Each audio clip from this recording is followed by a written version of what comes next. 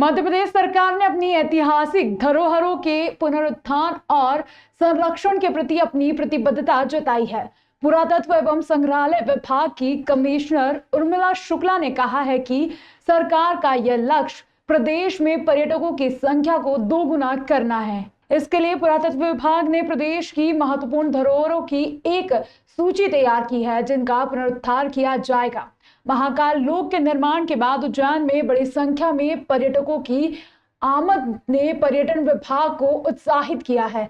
इसके परिणाम स्वरूप वहां नए रोजगार सृजित हुए हैं, जिससे स्थानीय अर्थव्यवस्था को बढ़ावा मिला है। इस सफलता को देखते हुए पर्यटन विभाग और इससे जुड़े अन्य विभाग अपनी योजनाओं को लागू करने के लिए पूरी तरह से तैयार हैं। सरकार का यह कदम न केवल ऐतिहासिक स्थलों के संरक्षण के लिए महत्वपूर्ण है, बल्कि यह प्रदेश की सांस्कृतिक धरोहर को भी जीवित रखने में मदद करेगा। पुनरुद्धार कार्यों से स्थानीय लोगों को रोजगार के नए अवसर मिलेंगे और प्रदेश में पर्यटन का विस्तार होगा, जिससे राज्य की अर्थव्यवस्था को मजबूती मिलेगी। प्रदेश में ऐतिहासिक धरोहर की समृद्धि को ध्यान में रखते हुए सरकार ने उन स्थलों की पहचान की है जिन्हें तत्काल संरक्षण की आवश्यकता है। इन स्थलों पर पुनरुद्धार कार्य शीघ्र ही शुरू किए जाएंगे। देखिए, वैसे तो पूरा मध्य प्रदेश ही पूरा संभावनाओं से भरा पड़ा है। हमारे देश में जो हमारा 60% टूरिज्म या 60% हेरिटेज हैं, आर्किटेक्चर्स हैं, वो आर्टिफैक्ट्स हैं, वो सभी के यहाँ हमारे मध्य प्रदेश में हैं।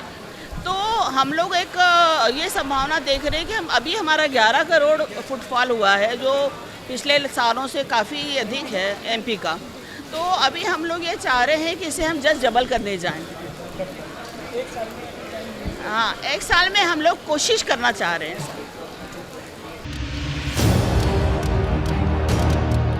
प्रदेश के राज्यपाल मंगू भाई पटेल ने इंदौर में आयोजित विशेष कार्यक्रम में भाग लिया। राज्यपाल ने एक पेड़ मां के नाम अभियान में सहभागिता जताते हुए पौधारोपण किया। महापौर पुष्यमित्र भार्गव ने भी इस अवसर पर अपने विचार व्यक्त किए। उन्होंने बताया कि इंदौर नगर निगम इस वर्ष लाखों पौधों का रोपण करने की योजना बना रहा है, जिससे शहर की हरियाली बढ़ेगी और पर्यावरण संतुलन में सुधार होगा। महापौर ने नागरिकों से इस अभियान में बढ़ चढ़कर हिस्सा लेने की अपील की है। इस अवसर पर राज्यपाल ने एक पेड़ मां के नाम अभियान की सराहना करते हुए कहा कि यह एक सराहनीय पहल है, जो न केवल पर्यावरण को सुरक्षित रखने में मदद करेगी, बल्कि आने वाली पीढ़ियों को भी प्रेरित करेगी। राज्यपाल ने इस संदेश पर महापौर पुष्यमित्र भार्गव ने कहा कि इस अभियान में उनकी भागीदारी हमें बेहतर कार्य के लिए शक्ति देगी। मंगू भाई भी आज इंदौर प्रवास के दौरान एक पेड़ मां के नाम अभियान में इंदौर के 51 लाख वृहद वृक्षारोपण के अभियान में त्रिवेणी लगाकर इस अभियान को ताकत और मजबूती देके गए हैं। उनके लगाई हुई त्रिवेणी हमारे इस अभियान में बहुत बड़ी ताकत के रूप में हमारा सहयोग कर रही है। इंदौर में फिटजी कोचिंग सेंटर ने कुछ दिन पूर्व में रातों रात अपने 3 सेंटर बंद कर दिए, जहां करीब सैकड़ों बच्चे पढ़ाई कर रहे थे। कुछ दिन पूर्व में पीड़ित परिजन पुलिस कमिश्नर राकेश गुप्ता से मिलने पहुंचे थे, जहां पुलिस कमिश्नर ने उचित कार्यवाही करने का आश्वासन दिया था। कल देर शाम इंदौर क्राइम ब्रांच में परिजनों की शिकायत पर फिटजी कोचिंग पर एफआईआर दर्ज हुई है। पूरे मामले राजेश दंडोतिया ने जानकारी देते हुए बताया कि 67 बच्चों के परिजनों के द्वारा शिकायत दर्ज कराई गई है। फिटजी कोचिंग है जिसकी इंदौर में 3 ब्रांच है, जिनके द्वारा हमसे पूरा पैसा ले लिया गया और अब सेंटर बंद कर भाग गए हैं। 67 बच्चों के परिजनों के द्वारा क्राइम ब्रांच थाने में एफआईआर दर्ज करवाई गई है। डायरेक्टर और ब्रांच मैनेजर सहित 3 लोगों को आरोपी बनाया गया है। फिलहाल पुलिस आरोपियों की तलाश में जुटी है। कल कुछ अभिभावकों के द्वारा एक एप्लीकेशन दी थी, जिस पर से आवेदन पर से एक एफआईआर रजिस्टर की गई है। इसमें इनके द्वारा बताया गया फिटजी जो कोचिंग है, जो कि फिटजी कोचिंग है, उसमें जो तीन जगह है इंदौर में, जिन 3 ब्रांचेज है, इनके द्वारा पैसा ले लिया गया। 3 किस्तें ले ली गई, एडवांस में पैसा जमा भी कर लिया गया और उसके बाद से ये कोचिंग बंद करके ये लोग भाग गए। इस पर से 67 पेरेंट्स के द्वारा ये रिपोर्ट लिखाई गई है। इस पर से थाना क्राइम ब्रांच में आईपीसी सेक्शन 420, 409 और 34 के तहत केस रजिस्टर कर लिया गया है। इसमें 3 आरोपी बनाए गए हैं, जिसमें डायरेक्टर है और इनके अलावा जो ब्रांच मैनेजर हैं और इसके अलावा एडमिनिस्ट्रेटिव ऑफिसर है और इनके जो फाइनेंशियल एडवाइजर है, इन तीनों को आरोपी अभी बनाया गया है। इसके अलावा अन्य भी आरोपी बनाए जाएंगे जैसे जैसे एविडेंस आएंगे। फिलहाल केस रजिस्टर दिया कर इन्वेस्टिगेशन लिया गया है और जो 67 जो अभिभावक हैं उनको द्वारा बताया गया है कि 1 करोड़ से ऊपर की राशि इनके द्वारा धोखाधड़ी की गई है। उज्जैन के नागजरी थाना क्षेत्र में बोरे में बंद मिली लाश के बाद दोपहर में घटिया तहसील के ग्राम माली खेड़ी में भी पति द्वारा पत्नी की हत्या किए जाने का मामला सामने आया है। रात में हत्या के बाद पति ने सुबह परिजनों को सूचना दी। पुलिस ने पति को हिरासत में ले लिया है। घटिया तहसील के ग्राम माली खेड़ी में रहने वाले कमल सिंह पवार ने सुबह अपने छोटे भाई प्रेम सिंह को घर बुलाया और कहा कि पत्नी जय कुंवर को कुछ हो गया है। पति कमल सिंह ने पत्नी के अहमदाबाद में रहने वाले बड़े भाई राजेंद्र को भी फोन पर जानकारी दी। राजेंद्र ने ग्राम बेरचा बगाली में रहने वाले छोटे भाई भीम सिंह को माली खेड़ी जाने के लिए कहा। भीम सिंह माली खेड़ी पहुंचा। उससे पहले पति और उसके परिजनों ने अंतिम संस्कार की तैयारी कर ली थी। जय कुंवर की मौत होने का पता चलते ही भाई प्रेम सिंह ने पुलिस को सूचना दे दी। खटिया पुलिस माली खेड़ी पहुंची तो मामला हत्या का होना सामने आया। जय कुंवर को डंडे और लोहे की रॉड से मारा गया था। उसके शरीर पर जलती हुई चीज से दागने के निशान भी थे। पुलिस ने बॉडी को कस्टडी में लेकर पोस्टमार्टम के लिए जिला अस्पताल पहुंचाया। वहीं पति को हिरासत में ले लिया गया। दोपहर में जिला अस्पताल पहुंची बॉडी के बाद पुलिस ने पोस्टमार्टम कराया। मृतक जय कुंवर के भाई भीम सिंह ने बताया कि बहन का विवाह 6 साल पहले हुआ था। 2 बच्चे हैं। पति शराब पीने का आदी है और शादी के बाद से ही मारपीट करता रहता था। कुछ माह पहले भी उसे गर्म वस्तु से दाग दिया था। 3 माह पहले बहन मायके आ गई थी। 15 दिन पहले ही कमल उसे माली खेड़ी ले आया था। खटिया तहसील के एसडीओपी भारत कुमार ने बताया कि मामले में मर्ग कायम कर हत्या का प्रकरण दर्ज किया जाएगा।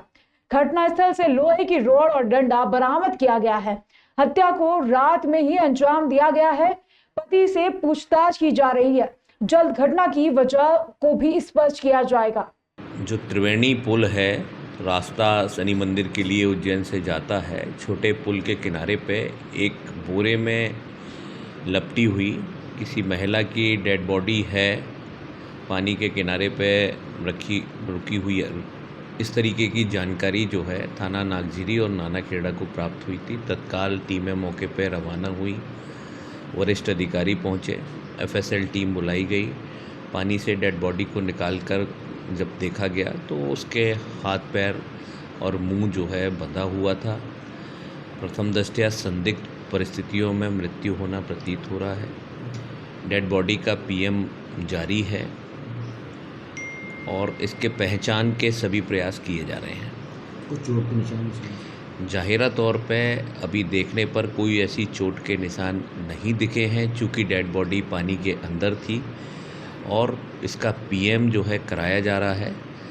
पीएम के बाद ही जो है चोट आदि के निशान के बारे में ठोस जानकारी प्राप्त होगी। क्या उम्र रही होगी महिला की? ये करीब 35 से 40 वर्ष के बीच में महिला प्रतीत होती है। ग्रामीण परिवेश की है।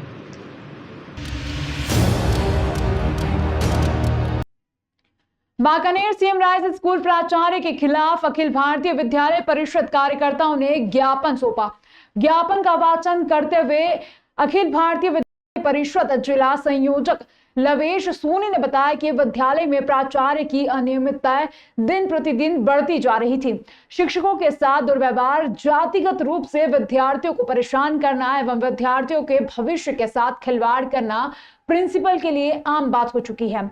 बोर्ड स्वास्थ्य कक्षा 11वीं व 12वीं के बच्चों को भ्रमित करते हुए प्राचार्य द्वारा कुछ अवैध लोग विद्यालय में रखे गए हैं व विद्यार्थी की परीक्षा शुल्क को भी हजम कर गए, जिस कारण लगभग 38 विद्यार्थी परीक्षा से वंचित हो रहे थे।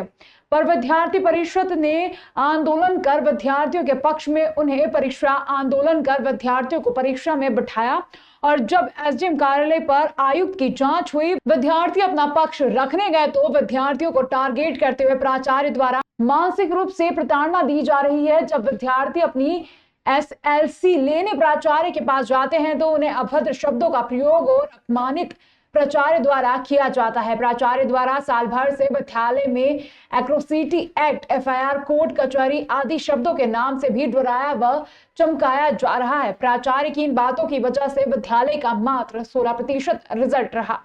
यहां तक कि देश की यशस्वी प्रधानमंत्री के ऊपर भी अभद्र टिप्पणी करने से प्राचार्य चुके नहीं।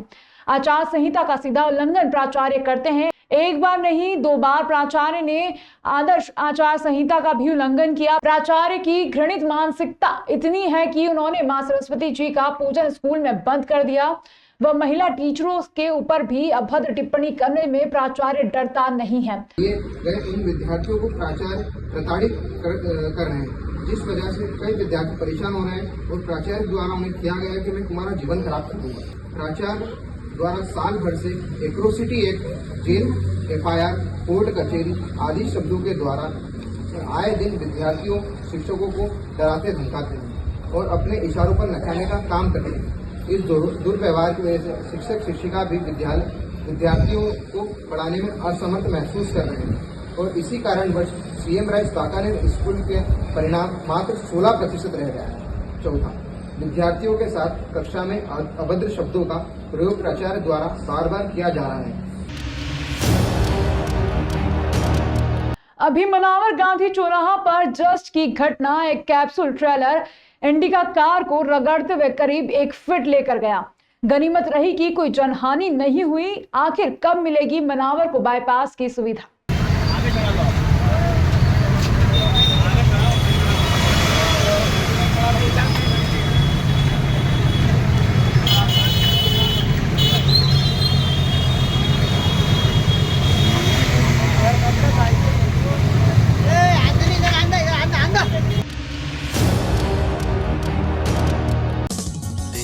देश गांव शहर सब पे नजर, सबकी खबर, नया रूप है नए है रंग, सबको समेटे अपने संग। आपका अपना शहर का सपना दैनिक अवंतिका, दैनिक अवंतिका, दैनिक अवंतिका।